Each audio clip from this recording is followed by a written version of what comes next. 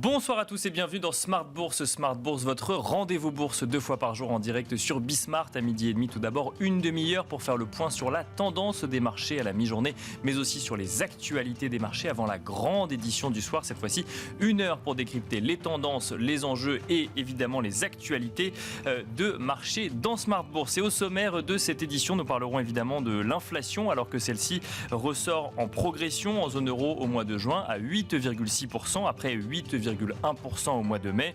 Un chiffre légèrement supérieur aux attentes qui pourrait continuer à progresser selon certains économistes qui estiment que la période estivale et les volontés de partir en vacances devraient continuer à tirer les prix vers le haut. Nous nous demanderons sur le plateau de Smart Bourse, à la lumière des chiffres de l'inflation en zone euro, du détail peut-être de cette inflation, mais aussi de l'indice PCE et notamment PCE Core aux États-Unis, si le pic d'inflation a de bonnes chances d'être passé cet été. Nous regarderons également les perspectives de croissance de part et d'autre de l'Atlantique de nos différents intervenants à la lumière de la contraction du PIB américain au premier trimestre et des indices PMI manufacturiers publiés aujourd'hui. En zone euro, l'indice PMI manufacturier ressort en contraction de 52,1 points en juin contre 54,6 points en mai. En Chine, l'indice PMI manufacturier témoigne de son côté d'une amélioration de la conjoncture dans le secteur au mois de juin, tandis qu'aux États-Unis, l'indice ISM, lui, témoigne d'un recul de l'activité sur ce même mois de juin. Et enfin, dans le dernier quart d'heure de Smart Bourse, dans Marché à thème, nous décortiquerons ensemble le cas d'investissement Stellantis. Stellantis, dont le titre dévisse de 20% sur les 3 derniers mois, un recul plus fort que le CAC 40 dans un contexte de hausse des prix du pétrole et de rupture d'approvisionnement sur certains matériaux. Nous tenterons de comprendre les fondamentaux de l'entreprise avec Olivier Delose, associé gérant chez Clartan Associés. Bienvenue à vous tous qui nous rejoignez. Smart Bourse, c'est parti.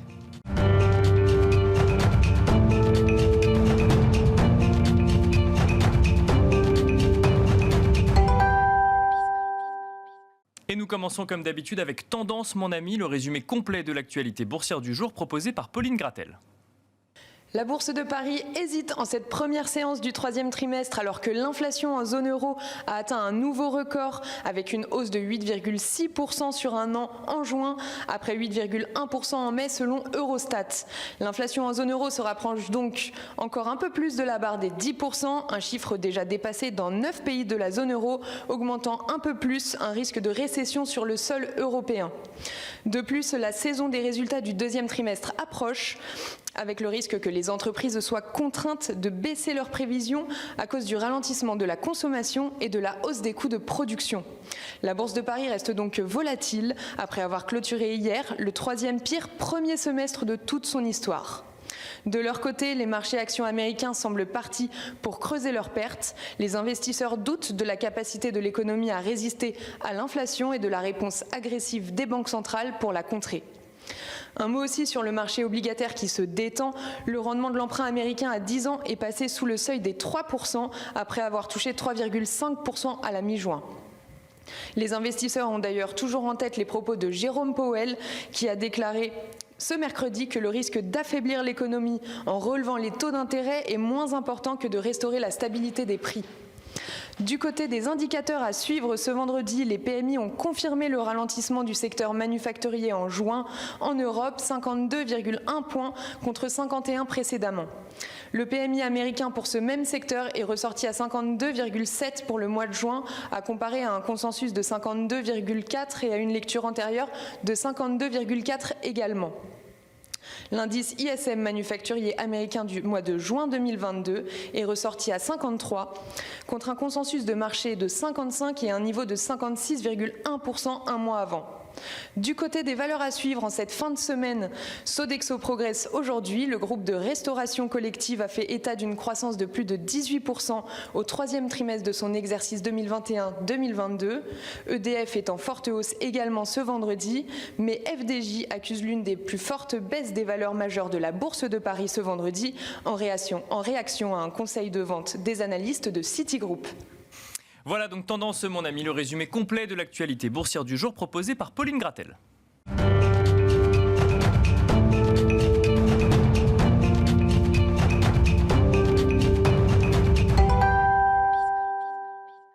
Et nous voilà partis à présent pour Planète Marché, une quarantaine de minutes ensemble pour tenter de décrypter l'incertaine et riche actualité, parfois politique, souvent économique et surtout financière sur le plateau de Smart Bourse. Pour nous accompagner ce soir, nous avons le plaisir d'être avec Olivier de Béranger, directeur général délégué de la financière de l'Échiquier. Bonsoir Olivier de Béranger. Bonsoir Nicolas. Bienvenue sur le plateau de Smart Bourse. Nous sommes accompagnés également par Thomas Friedberger, directeur général de Tikeo IM. Bonsoir Thomas Friedberger. Bonsoir Nicolas. Bienvenue également sur le plateau de Smart Bourse et nous avons le plaisir d'être accompagné également par Aymeric Didet, directeur de la gestion de Pergame. Bonsoir Aymeric Didet. Bonsoir Nicolas. Et bienvenue également sur le plateau de Smart Bourse. Beaucoup de questionnements, messieurs, actuellement sur les marchés financiers, sur le contexte économique. On scrute un petit peu tous les indicateurs à la recherche d'un petit peu plus de réponses sur une potentielle reprise économique ou au contraire une récession dont beaucoup parlent, peut-être un rebond des marchés financiers. Je voudrais réagir avec vous et on va peut-être commencer par vous, Olivier de Béranger, sur ce chiffre de l'inflation en zone euro, 8,6% sur un an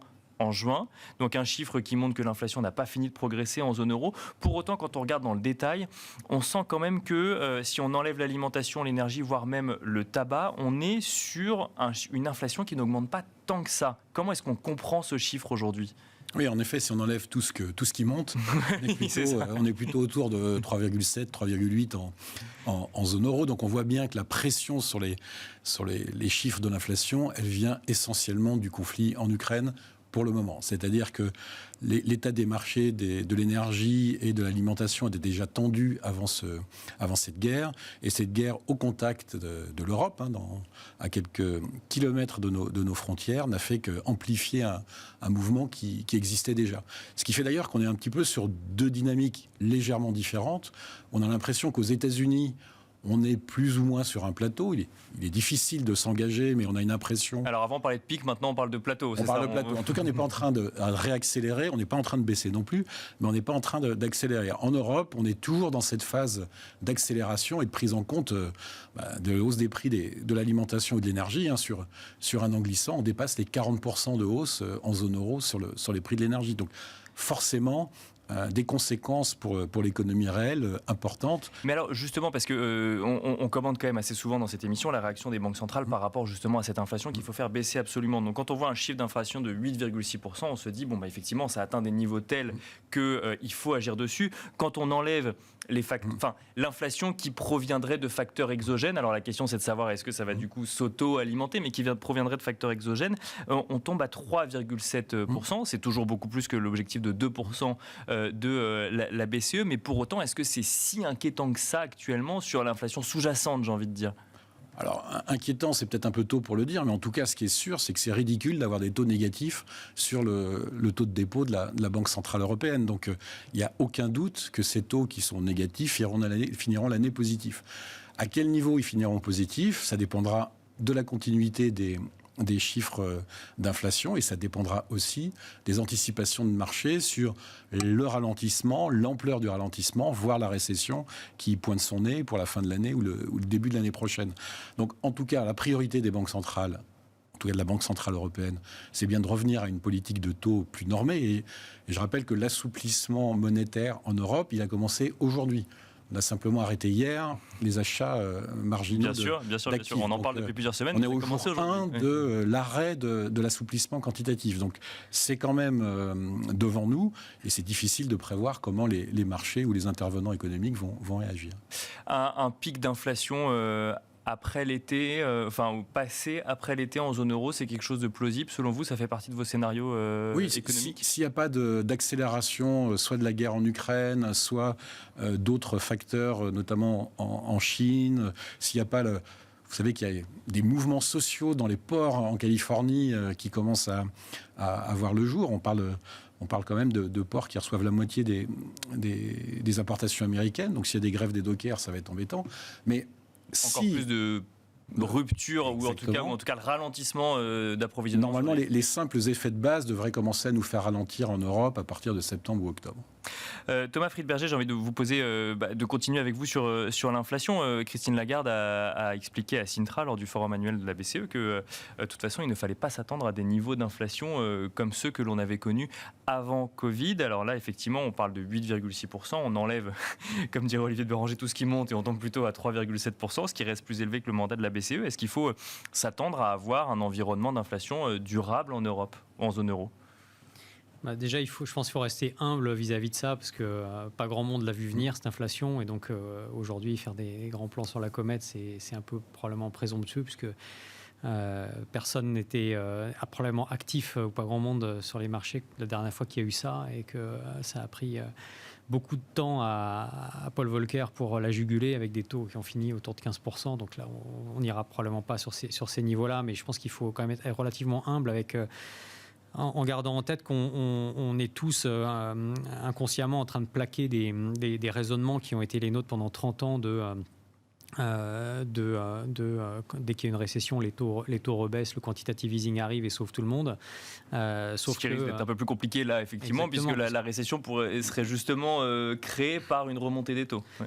Tout à fait. Et ceci dit, on est convaincu depuis assez longtemps que, et bien avant la guerre en Ukraine et même avant la crise de la Covid, qu'il y a une inflation structurelle qui revient pour des raisons démographiques, pour des raisons de mix énergétique. Puisque la transition énergétique est inflationniste, que le déficit, on va dire, d'investissement dans le shale depuis plusieurs années est également inflationniste, puisque le shale a été très désinflationniste, notamment pour l'économie américaine. Ça a été un facteur de compétitivité énorme pour l'économie américaine. Juste pour bien expliquer aux gens qui nous écoutent, donc le caractère inflationniste de la transition énergétique, effectivement, on le comprend. Le caractère inflationniste pour des raisons démographiques, ça s'explique comment ? En fait, la population mondiale en âge de travailler est en train de se contracter depuis une dizaine d'années. Ça accélère avec le vieillissement de la population chinoise. Si vous prenez l'exemple de la Chine, dont quand même l'entrée dans l'Organisation mondiale du commerce en 2001 a doublé la force de travail disponible dans le monde. Donc c'était le plus gros choc déflationniste de l'histoire de l'humanité probablement. La population chinoise aujourd'hui vieillit, donc le chinois en moyen a, je crois, 48 ans. Il y a 2 salaires à la maison puisque le taux de travail des femmes est très important. L'enfant unique a quitté le foyer puisqu'il a plus de 20 ans. Vous vous retrouvez avec une population chinoise qui est passée d'un statut de travailleur pas trop cher à consommateur avec 2 salaires, pas d'enfants à charge et donc qui commence à consommer. Donc ça a un impact de long terme probablement. Sur les coûts effectivement de travail et donc derrière des produits finis. Exactement. Et puis ensuite vous avez le pivot intégral, le pivot de l'économie chinoise qui est passé d'une économie basée sur des exportations avec un renminbi dévalué à une économie plutôt de consommation basée sur un renminbi fort, puisque la Chine doit de réduire sa dépendance du dollar, et donc pour ça ils ont besoin que leurs partenaires commerciaux s'endettent et commercent dans leur devise, et pour ça ils ont besoin d'un renminbi fort qui lui-même est inflationniste, puisque le renminbi faible explique aussi une partie de la désinflation. Donc je ne dis pas qu'il va y avoir 10% d'inflation ad vitam aeternam, mais qu'il y a des facteurs structurels. Il y a 2 grands facteurs structurels aujourd'hui qui viennent expliquer l'inflation, en plus des facteurs exogènes, donc liés effectivement au conflit, par exemple sur le sol ukrainien, ou à la sortie de la pandémie, je ne sais pas, mais en tout cas sortie de la pandémie d'un point de vue économique et réouverture des économies.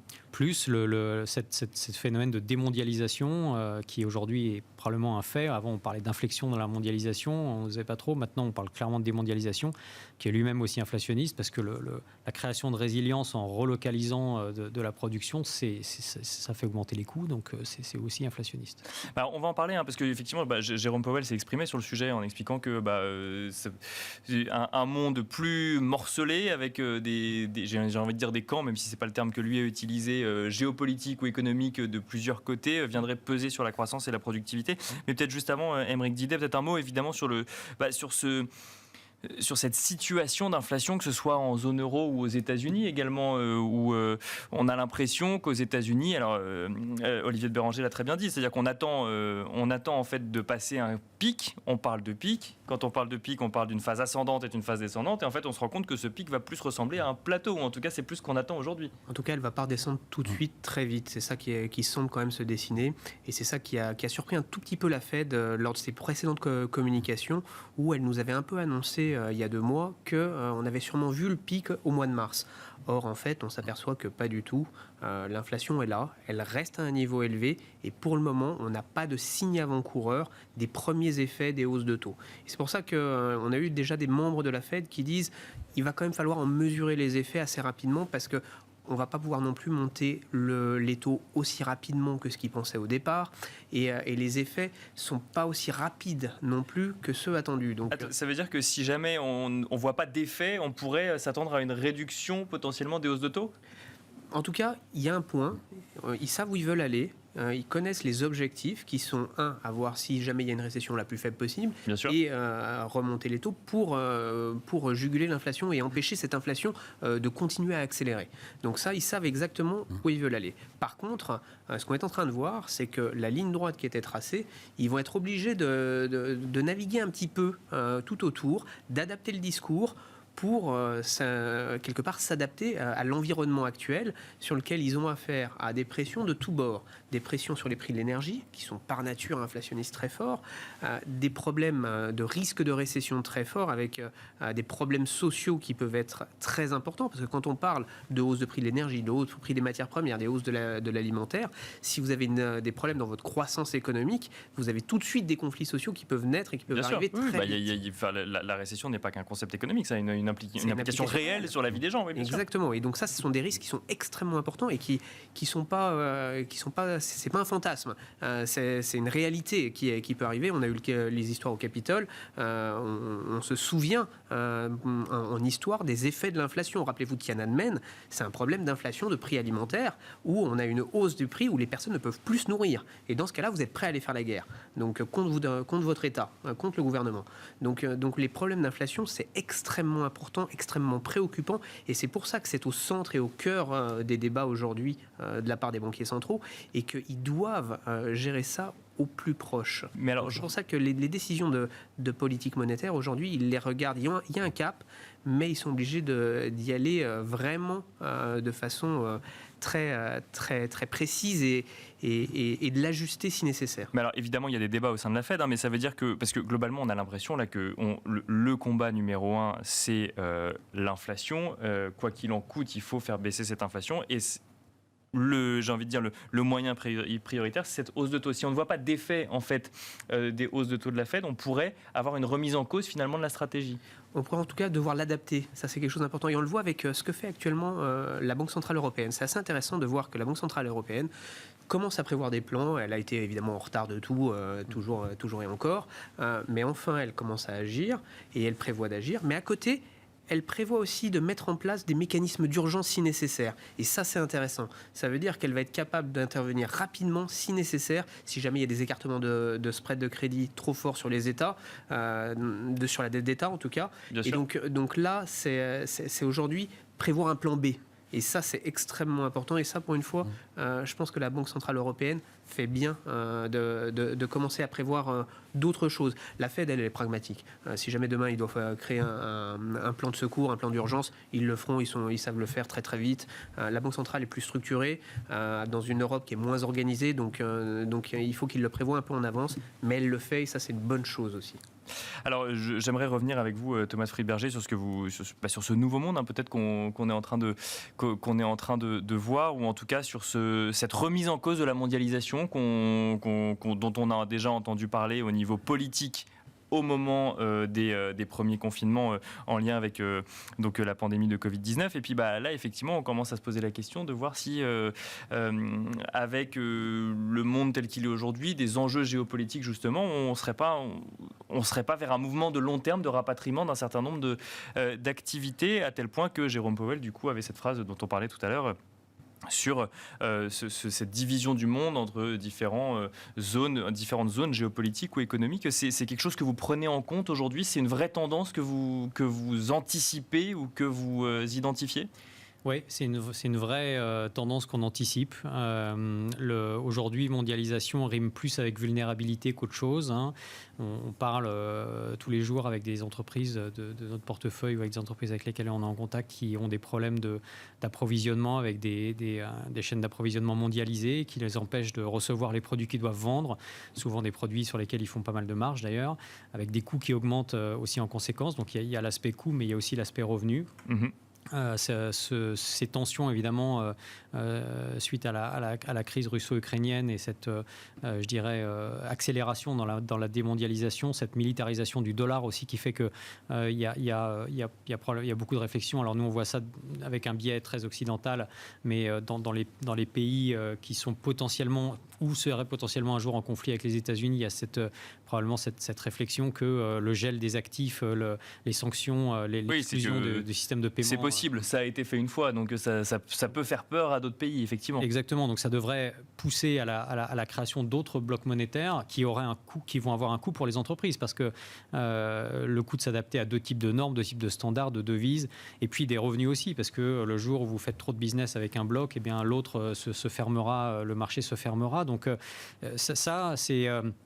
c'est pour ça qu'on dit que la mondialisation a été comme un vent dans le dos, tout comme la baisse des taux pour la génération de résultats des entreprises. Et ça, c'est probablement terminé. Donc, il faut évidemment le prendre en compte.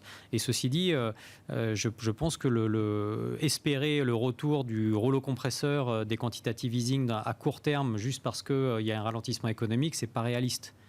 Pour les raisons dont parlait Aymeric, c'est-à-dire que l'inflation, ça peut détruire une économie, ça peut déstabiliser un régime démocratique, et que donc ça doit être combattu, quoi.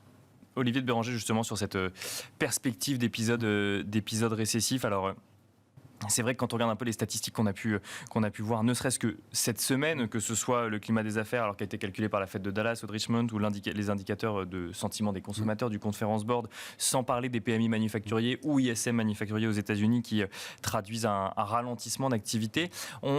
On en viendrait presque à se poser la question d'un effet autoréalisateur, d'une récession promise par tous, qui en viendrait à se réaliser du fait que tout le monde l'anticipe.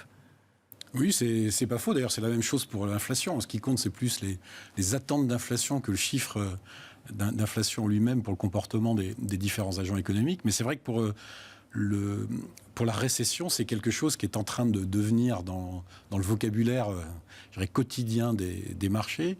Et moi, mon avis, c'est pas mauvais en soi une récession. C'est-à-dire que si on a 2 trimestres de baisse du PIB de 0,4 ou 0,5, c'est pas ça qui remet en cause ou qui peut bouger des systèmes ou des organisations politiques. Parce qu'on rappelle que le terme récession, c'est 2 trimestres consécutifs de croissance négative. Exactement. Que ce soit 0,001 ou des chiffres beaucoup plus bas. C'est là où vous dites que c'est pas mauvais dans le sens où ça peut être technique ou très modéré. Oui, ce qui est mauvais, c'est la récession qui détruit de la force de travail et des capacités de production.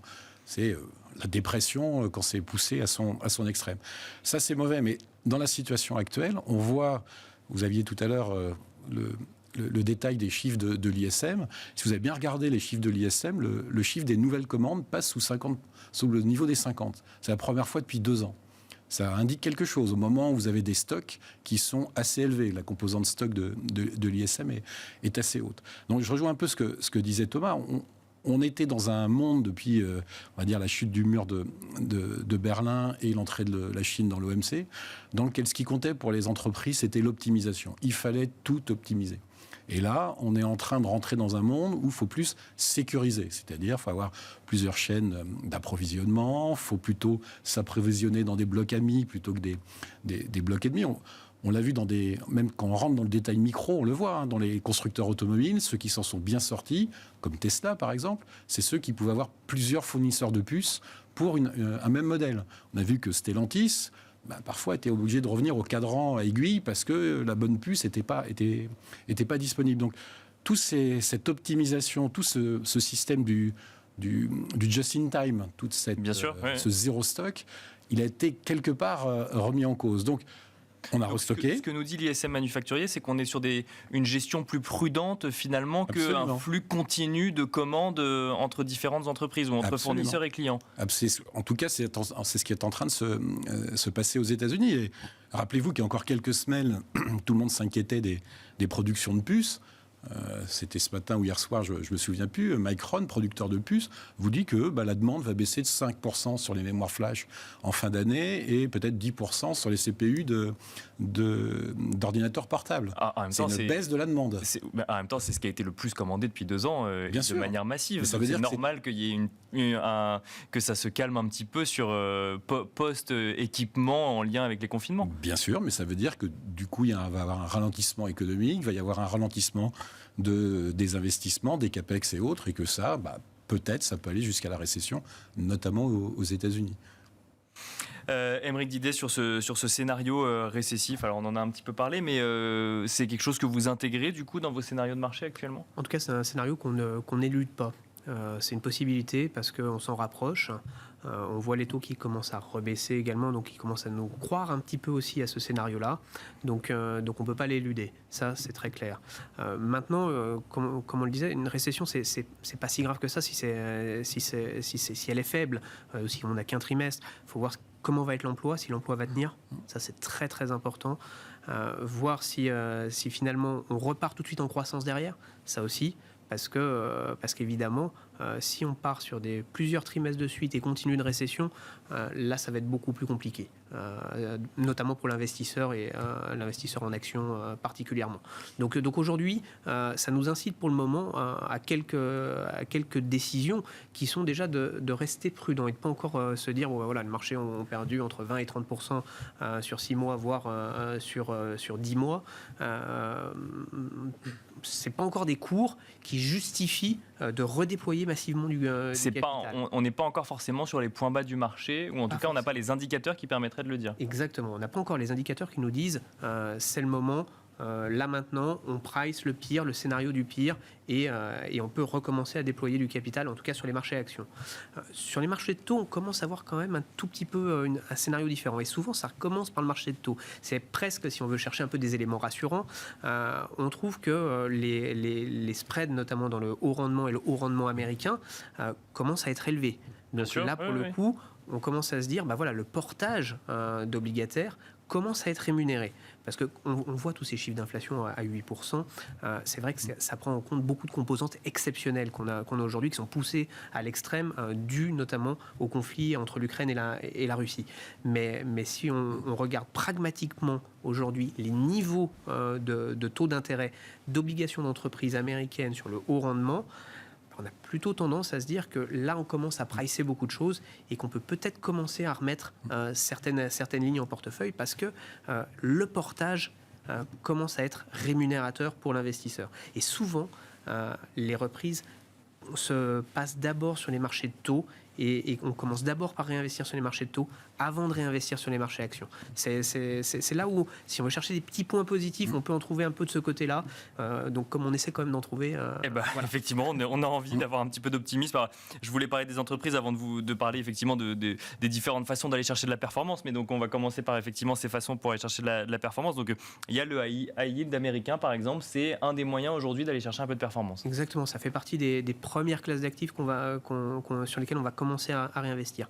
Après, il peut y avoir aussi des zones géographiques qui peuvent connaître une petite pause dans l'histoire qu'on connaît actuellement. C'est la zone asiatique avec la Chine. On sait qu'il y a des décisions, il y a des réunions importantes en fin d'année en Chine avec Xi Jinping et son grand meeting. On va voir s'il va être réélu. Bien sûr, il a des enjeux politiques. Si on va nous présenter un nouveau président pour dans 5 ans. Donc il y a des grands enjeux qui vont arriver, mais on sait que d'ici là, il va tout faire pour réouvrir son économie et favoriser la croissance de son pays. On a vu même qu'il allait réouvrir des centrales à charbon pour qu'il n'y ait aucun problème de productivité sur le sol chinois. Donc, mais est-ce que ça suivra ça, par exemple, et après on verra effectivement où est-ce que vous, messieurs, vous cherchez de la performance, mais est-ce qu'il suffit d'une volonté politique en Chine pour que la croissance reparte ? En Chine, oui. Oui. Même si le secteur de l'immobilier a du mal à repartir aujourd'hui. Regardez toutes les mesures qu'ils ont prises ces dernières semaines pour soutenir l'économie et notamment l'immobilier et le système financier. Donc oui, quand il y a une volonté politique en Chine qui décide quelque chose, c'est appliqué et ça se passe souvent comme le gouvernement chinois l'a annoncé. Donc c'est pour ça que cette zone-là peut-être retrouver de l'intérêt aujourd'hui aux yeux de l'investisseur. Et si on doit réinvestir quelque part, ça peut être en tout cas par là qu'on peut commencer, parce qu'il y a une fenêtre de tir, parce qu'il y a une réouverture qui arrive et une échéance en fin d'année où il doit montrer une Chine en meilleure forme, là où tout le reste du monde est quand même un petit peu affaibli. Donc c'est la grandeur de la Chine qui en dépend. Avec tout de même un risque de politique zéro Covid qui est toujours très présente quand même sur le sol chinois, il faut le rappeler aussi. Un petit peu de pragmatisme quand même, puisque c'est pour ça qu'il a quand même réouvert malgré justement... quand on regarde la politique zéro Covid en Chine, au départ c'était toute la Chine, après c'était les grandes villes, puis après ça a été que des cantons des grandes villes. Puis ça diminue, donc il y a un petit pragmatisme aussi qui se met en place là-bas. Donc c'est pour ça que, encore une fois, je pense que c'est là où il faut, si on doit redéployer du capital en action, peut-être plus aller sur cette zone-là. Thomas Friedberger, même question, dans le contexte actuel où beaucoup d'incertitudes, beaucoup d'inquiétudes, beaucoup de questionnements et qu'on veut quand même aller chercher un peu de performance, qu'est-ce qu'on fait selon vous ? Alors déjà, on est sélectif, puisque C'est le retour de la gestion active ultra précise. Complètement. Pour créer cette résilience dont les entreprises ont besoin, elles vont devoir investir beaucoup dans des nouvelles capacités de production plus locales, dans des choses qui vont les faire rester compétitives. Et on dit toujours que le CAPEX est l'ennemi de l'investisseur, puisque c'est très facile de détruire de la valeur en investissant sur le long terme. Donc ça va créer de la dispersion. Et donc il faut être très sélectif. Effectivement, sur le high yield américain, il y a déjà des opportunités. Il n'y a pas que, je pense, sur le high yield européen, il y a aussi des belles choses à faire, notamment sur la partie courte. Des courbes de high yield, vous pouvez avoir des rendements de plus de 4% avec des durations très courtes aujourd'hui sur le high yield et même sur certains titres investment grade européens dans un portefeuille. Sur les subordonnées financières, vous avez aussi des points d'entrée très intéressants avec des grandes signatures européennes qui approchent des taux de rendement actuariels entre 7 et 10%, on va dire. Donc là aussi, on voit qui équivalent d'ailleurs au rendement sur dividendes des actions équivalentes avec moins de risque. Donc on voit de l'intérêt à rentrer là aussi, mais en étant sélectif.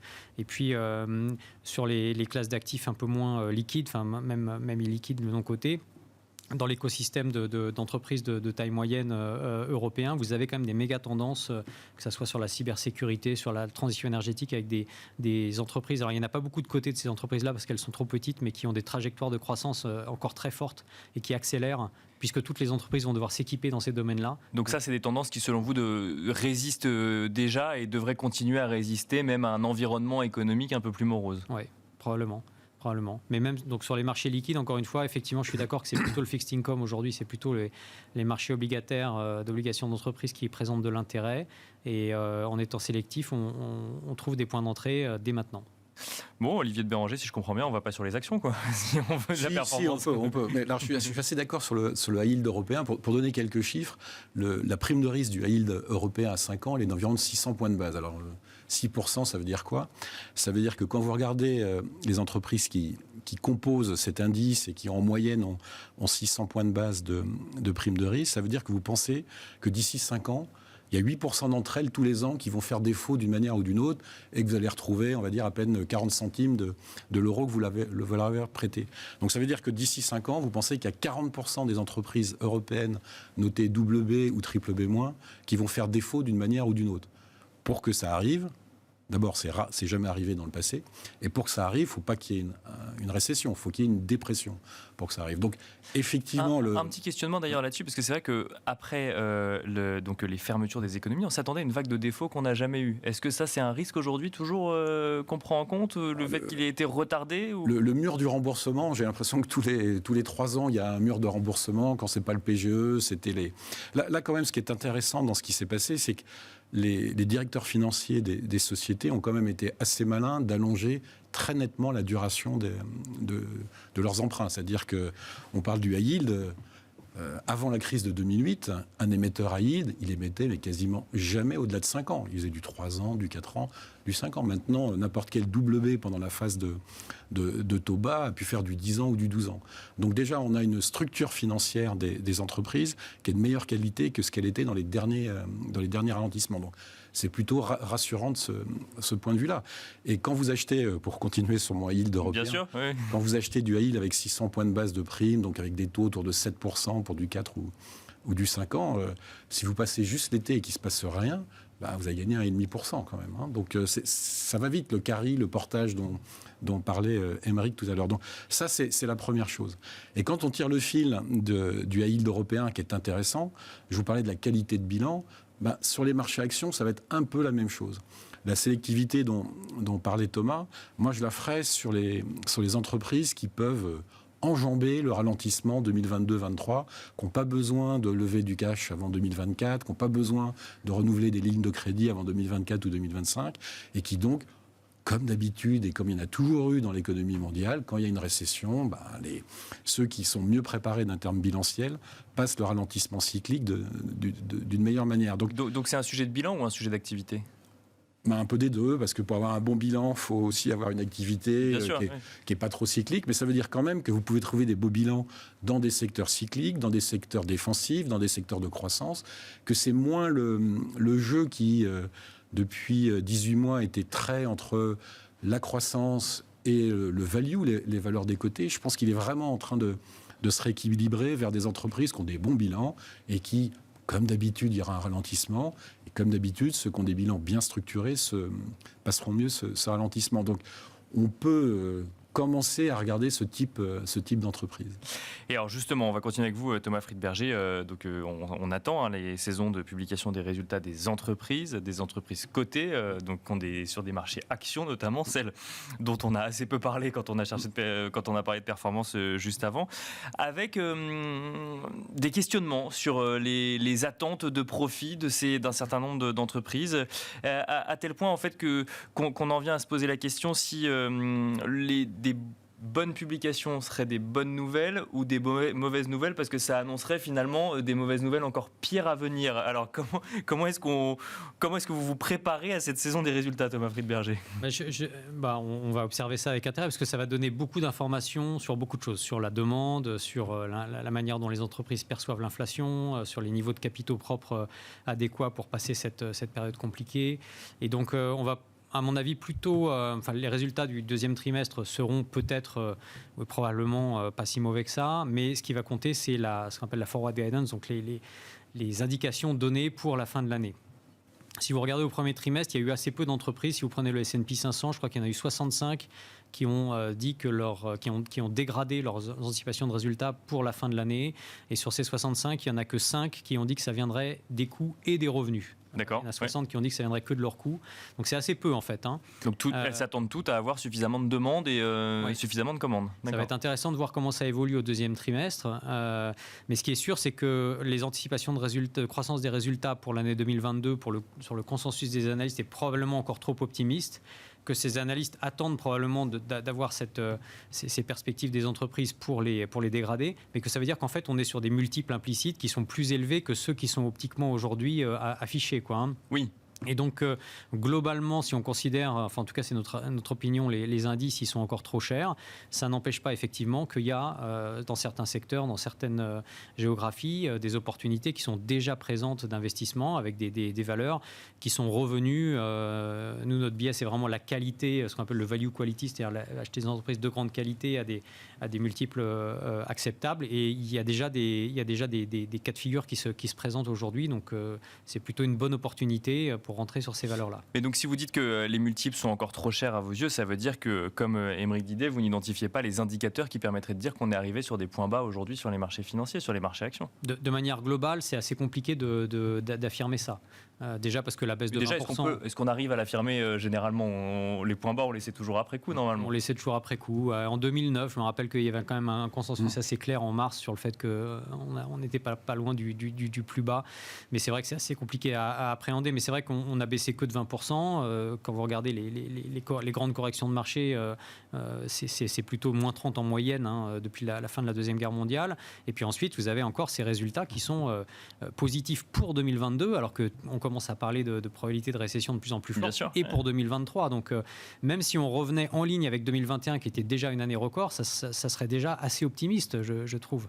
Donc, il y a probablement encore quelques ajustements à faire là-dessus. Donc, il faut rester prudent. Mais encore une fois, ça n'empêche pas de saisir des opportunités dès maintenant, en étant sélectif. Aymeric Didet, même question. Vous pensez qu'il y a trop d'optimisme aujourd'hui dans les résultats d'entreprises à venir ? Alors, d'une manière générale, peut-être, mais là, c'est là où il y a un point important, c'est qu'on retrouve l'intérêt du stock picking. On va retrouver justement l'intérêt de la sélectivité et d'aller chercher des entreprises. Pourquoi ? Parce qu'il y en a aussi pas mal qui, pendant ces 2 derniers mois, ont commencé à appeler les analystes pour justement revoir. Parce qu'en fin de premier trimestre, on était au tout début du conflit entre la guerre en Ukraine et en Russie. Bien sûr. Et en fait, ils n'avaient pas on était au début de l'inflation, du pic d'inflation. Ils n'avaient pas encore toutes les données pour revoir en baisse leur guidance. Donc il y en a beaucoup qui ont appelé pendant les analystes au mois de mai, au mois de juin, pour commencer quand même à réajuster un petit peu le consensus. Ça, c'est une première chose. Donc ces entreprises-là, elles vont normalement, notamment américaines, historiquement, celles-là, elles surprennent positivement quand elles publient leurs résultats. Donc on peut avoir quand même des bonnes indications qui proviennent de ces entreprises-là. Là aussi, faut être sélectif, faut aller dans les bons secteurs, des secteurs qui sont souvent plutôt défensifs actuellement. Donc on peut avoir des bonnes choses dans le secteur de la santé, on peut avoir des bonnes choses sur certaines utilities, dans le secteur des télécoms. On sait que ça, c'est des secteurs qui sont plutôt résilients sur le long terme dans ces périodes-là. Mais par contre, il y a aussi des leaders, des grands leaders, qui historiquement passent les crises. Et qui, certains, ont déjà déraillé. Donc là, même dans les valeurs de croissance, on en a certaines qui ont déraillé quand même suffisamment, parce que on a eu des baisses de 30, les GAFA aux États-Unis, par exemple, qui ont été les valeurs de croissance stars de ces derniers mois ou même de ces dernières années, qui là effectivement reculent, mais qui auraient des bilans suffisamment conséquents de toute façon pour passer des crises comme celle-là. Alors, pour passer les crises, on n'a aucun doute là-dessus. C'est quelque part, c'est pas un sujet sur les GAFA. Logiquement, dans 2 ans, elles sont toujours là, et dans 5 ans, elles sont toujours là. Donc on n'a pas trop de sujets sur ce type de valeurs, mais c'est pas forcément celles-là qui vont surprendre positivement. Et en plus, là-dessus, il y a aussi tout un sujet, c'est que c'est les premières valeurs mondiales, elles sont dans les ETF, et c'est les grands institutionnels qui les font monter et les baisser. Donc, là-dessus, il y a déjà un sujet qu'il faut cadrer. Donc l'atout du gérant, c'est d'aller chercher justement d'autres typologies de valeurs, sortir un petit peu de sa zone de confort, d'aller chercher aussi sur des zones, sortir de l'Europe, aller sur les États-Unis, parce qu'ils sont quand même en avance sur le cycle, et que c'est un marché qui est extrêmement profond, extrêmement résilient, sur lesquels il y a beaucoup plus d'agilité également. Donc c'est là-bas un petit peu qu'on va aller destiner quelque part les sources d'investissement en premier, avant d'aller en Europe. On a plus d'incertitude quelque part sur l'Europe, qui a beaucoup de facteurs qui peuvent dépendre également du conflit qu'on a et des conséquences du conflit qu'on a entre l'Ukraine et la Russie. Justement, on finira là-dessus, mais Olivier de Béranger, effectivement, là on parle d'anticipation de croissance revue à la baisse pour les entreprises, mais si on regarde ne serait-ce que le ministre de l'économie allemand qui dit que le gaz est devenu une ressource rare, si on écoute, alors effectivement en France c'est peut-être plus un exercice de communication de dire que nous aussi on pourrait être amené à rouvrir une centrale à charbon si besoin, mais on se rend compte que le sujet énergétique en fait pourrait quand même mettre à l'arrêt dès cet hiver un certain nombre d'entreprises en France ou en zone euro. Ça, c'est un risque qu'il faut s'attendre à voir pointé par les entreprises elles-mêmes, que ce soit lors de la saison des résultats ou assez vite après l'été ? Ah oui, bien sûr. Bien sûr, et spécifiquement pour l'Allemagne quand même, parce que le pays qui est le plus en risque énergétique aujourd'hui, c'est l'Allemagne. Et d'ailleurs, on n'a jamais fait des tests du grid européen avec, et si dans un pays comme l'Allemagne, par exemple, il n'y a plus de gaz du tout et qui manque 10 ou 15% de la consommation du jour, ça n'a jamais été testé à ces niveaux-là, le grid européen. Quand la France exporte vers l'Allemagne ou que la Belgique exporte vers la France, on parle de 1 ou 2% de la consommation marginale. On ne parle jamais de 10 ou 15% de la consommation. Donc oui, si la guerre en Ukraine entraîne une coupure totale du gaz russe, oui, il y aura un choc énergétique qui sera très difficile cette année à absorber. Mais pour revenir sur les bénéfices par action des entreprises, ce qui est très difficile pour les analystes aujourd'hui, c'est que la meilleure explication de la croissance des résultats des entreprises, c'est toujours la croissance nominale. Donc c'est croissance plus inflation. Donc j'enlève l'énergie et les matières premières. On attend 2,5% de croissance en Europe, plus les 4% d'inflation qu'on a l'air d'être là. Ça fait 6,5% de croissance nominale. On n'a pas eu ça depuis très longtemps. Donc c'est très difficile, quand vous faites des analyses d'entreprise, de savoir quelle partie de cette inflation va pouvoir être passée dans les prix et qu'est-ce qui va pouvoir dépendre de la croissance elle-même. Donc c'est en fait ce qui rend l'analyse en ce moment particulièrement difficile, c'est la séparation entre hausse des prix et activité, qui fait normalement une hausse des chiffres d'affaires qui globalement suit plus ou moins la croissance nominale, mais dont la décomposition dans la marge est difficile à évaluer. Donc c'est pour ça qu'en début d'année, vous aviez la traditionnelle attente de croissance des bénéfices de 10% comme tous les débuts d'année, qu'elle a baissé très fortement au moment du déclenchement de la guerre, et que paradoxalement, elle a plutôt remonté. Au deuxième trimestre, on a plutôt remonté les attentes en faisant du bottom-up, donc entreprise par entreprise, de publication de résultats. Donc, Malheureusement, je pense que lors de la publication du deuxième trimestre, les chefs d'entreprise vont être assez dans le flou sur les guidance. C'est-à-dire c'est difficile, alors qu'on ne sait même pas s'il y aura assez d'énergie au mois de novembre. C'est assez difficile de faire des prévisions très précises. Quand même un indicateur, et on finira rapidement là-dessus, mais quand même un indicateur pour les marchés financiers, si les chefs d'entreprise admettraient eux-mêmes être dans le flou vis-à-vis, par exemple, d'un approvisionnement énergétique. Ça continuera à alimenter la volatilité qu'on constate sur les marchés actions, sur les marchés obligataires, sur les marchés de crédit. Merci beaucoup, messieurs. On finira là-dessus. Merci Olivier de Béranger. Je rappelle que vous êtes directeur général délégué de la financière de l'Échiquier. Merci Thomas Friedberger, directeur général de Tikeo IM. Et merci Aymeric Didet, directeur de la gestion de Pergame. Merci à vous également de nous avoir suivis. On se donne rendez-vous tout de suite dans le dernier quart d'heure de Smart Bourse.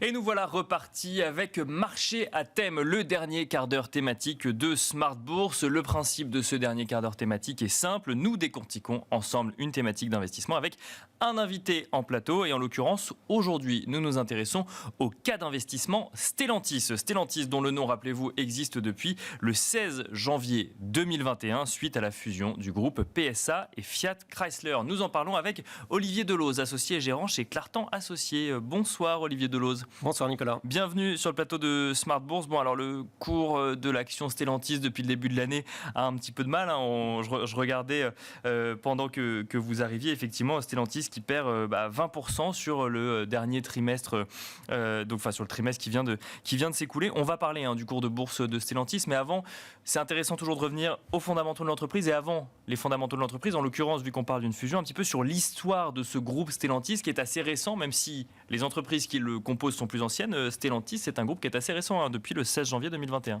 Oui, absolument. Alors, c'est une multinationale, puisque c'est un groupe qui fait 150 milliards d'euros de chiffre d'affaires, et c'est effectivement issu du rapprochement de PSA et de Fiat Chrysler, qui tous les deux groupes ont une histoire très ancienne, puisque Peugeot Citroën, c'est des marques qui sont plus que centenaires. Bien sûr. Et de l'autre côté, on a un groupe qui est déjà issu d'un rapprochement de Fiat et de Chrysler aux États-Unis.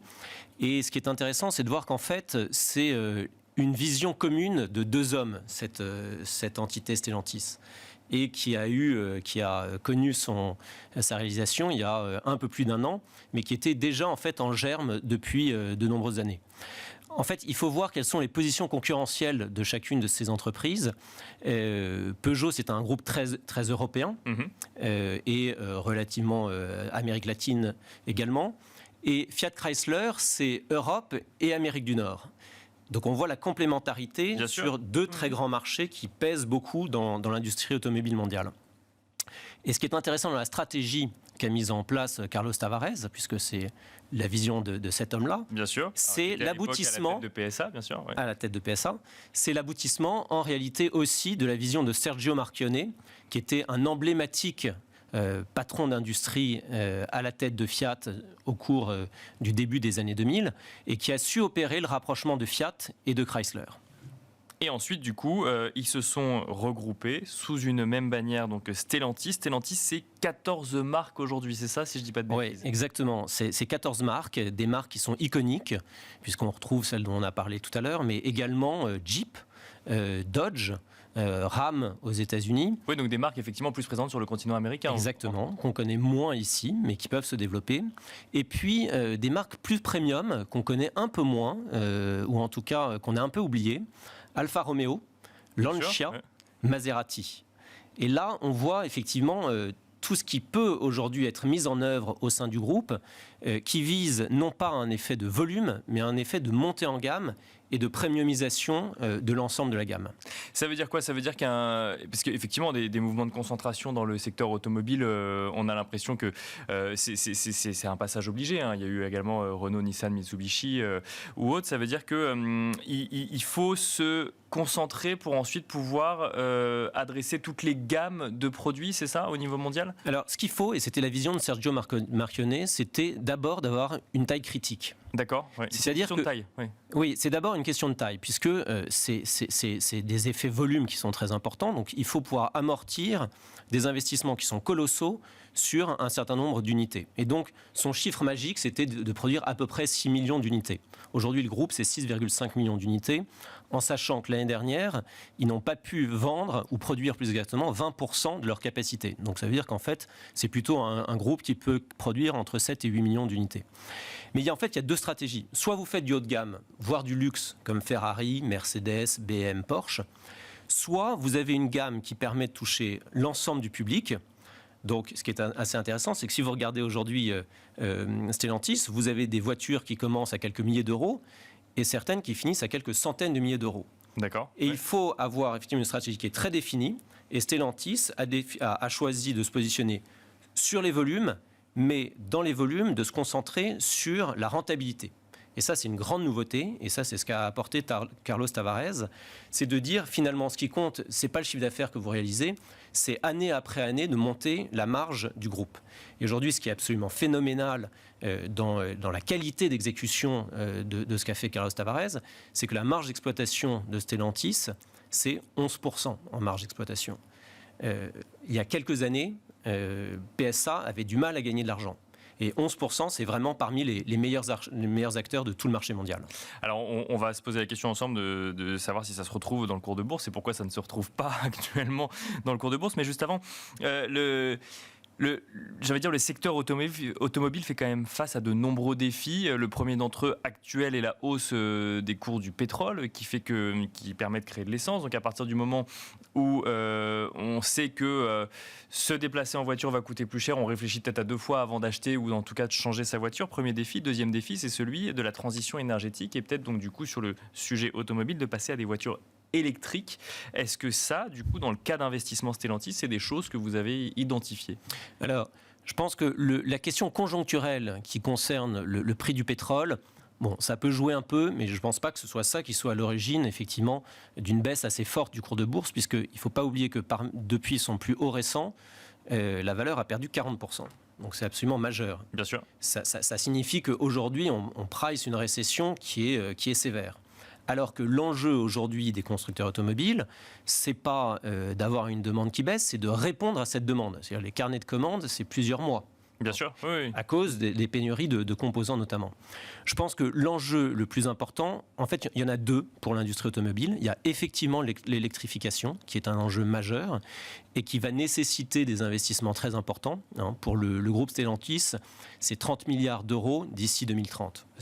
Il faut avoir une capacité de génération de free cash flow et un bilan qui permette effectivement de ça. Et donc, c'est ce que dit Carlos Tavares, c'est-à-dire que les prochaines années de l'industrie vont être vraiment rock'n'roll. Et ça va être vraiment là où on va voir les bons intervenants et ceux qui sont de moins bonne qualité. Et puis la deuxième chose, le deuxième enjeu, c'est d'arriver à convaincre que l'automobile reste un secteur d'avenir. Et les jeunes générations peuvent poser la question. C'est vrai que c'est une question qui peut se poser. C'est totalement légitime. C'est de se dire, effectivement, 80% du temps, son automobile, on ne s'en sert pas. Et donc, est-ce qu'on ne va pas aller beaucoup plus vers l'usage ?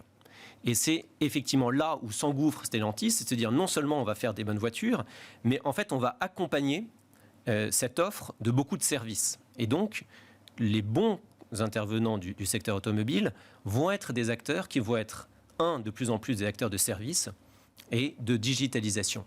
Donc ça veut dire qu'en fait les constructeurs automobiles qui perdureront sont ceux qui ne seront plus constructeurs pour vendre la voiture, mais pour la mettre à disposition, mais via des services plutôt. Il y aura les deux, c'est-à-dire qu'il faudra avoir une force de la marque très importante, parce qu'à partir du moment où vous passez à l'électrification, ce qui sera 100% des modèles en Europe pour Stellantis d'ici 2035, eh bien, vous faites beaucoup moins la différence sur le moteur ou bien sur la construction en tant que telle. Vous faites la différence sur le marketing, sur le design et sur le côté aspirationnel de la marque. Donc c'est pour ça qu'il faut que vous ayez une gamme assez vaste pour séduire les différents types de consommateurs et il faut que vous arriviez véritablement à les séduire. Et donc c'est pour ça qu'à mon avis, leur stratégie de monter en gamme, de premiumisation, de relancer Lancia, Alfa Romeo, Maserati, ils ont une capacité là vraiment à se distinguer. Et donc effectivement avec des services, et les services ça peut être une palette qui est vraiment très vaste, ça peut être le financement, la location, l'assurance, les services financiers, et puis après la digitalisation et la montée en gamme de tout ce qui peut être les logiciels. Alors, on pourrait effectivement parler de la stratégie de l'entreprise, Stellantis, pendant des heures. On va quand même parler du cours de bourse de l'entreprise. Et si on a le temps, on pourra effectivement revenir sur un autre enjeu qui est celui de la concurrence avec des pays asiatiques et notamment la Chine. Ah oui. Mais donc là, on voit un secteur automobile qui dévisse, alors comme le reste du marché évidemment. Mais en ce moment, est-ce que vous considérez que dans votre analyse du cas d'investissement, le cours de Stellantis est au niveau de la qualité que vous lui trouvez? Alors non, pas du tout. On pense qu'il y a une décote qui est absolument majeure sur le titre. Et ce qui compte beaucoup plus, en fait, pour la qualité d'un investissement, c'est pas de raisonner à 6 mois ou sur le trimestre. C'est de raisonner à 5 ans ou à 10 ans. Parce que ce qui fait la différence, effectivement, c'est la bonne idée d'investissement. Est-ce qu'on ne s'est pas trompé sur le cas d'investissement et est-ce qu'on n'achète pas trop cher? En termes de cherté du titre aujourd'hui, on peut dire qu'on a une opportunité qui est vraiment très très importante, puisque aujourd'hui le cours de bourse, c'est 2,5 fois les résultats attendus des prochaines années, c'est-à-dire de 2022 et moins évidemment 2023 et 2024. L'autre ratio qui est intéressant, c'est de voir qu'on a un dividende aujourd'hui, le rendement dividende, c'est 9% sur le titre. Et le dividende va aller en progressant dans les prochaines années. Donc, qu'est-ce que ça veut dire? Ça veut dire que même si le cours de bourse ne se revalorise pas, vous achetez aujourd'hui à 11,50 €, vous allez avoir une performance de 9 à 10% par an. C'est déjà, si vous faites ça sur une bonne partie de votre portefeuille, vous êtes très très content. Si vous avez en plus un petit re-rating des multiples, donc ça veut dire passer de 2,5 fois à 4 fois ou 5 fois, ce qui serait probablement la moindre des choses dès qu'on aura quelques nuages qui vont se dissiper. On verra pendant la saison de résultats, oui, mais... Là, ça veut dire... Non, mais pas forcément les résultats qui vont être publiés là, mais ne serait-ce que d'ici 1 an ou 2 ans. Ça veut dire que nous, dans nos estimations, on peut avoir une performance dividende réinvestie de quasiment 20% par an sur les 3 à 5 prochaines années. Ça veut dire 2 fois, finalement, la performance moyenne de la bourse, si on regarde la performance sur la longue durée des bourses. On n'aura pas le temps malheureusement de parler de la concurrence chinoise sur le secteur d'activité. Mais merci en tout cas Olivier Delauze d'être venu sur le plateau de Smart Bourse nous détailler ce cas d'investissement Stellantis. Merci beaucoup. Merci Nicolas. Je rappelle Olivier Delauze que vous êtes associé gérant chez Clartan Associés. Merci à vous également de nous avoir suivis ce soir dans Smart Bourse et je vous donne rendez-vous lundi prochain à 12h30 en direct toujours sur le plateau de Bismart pour un nouveau numéro de Smart Bourse.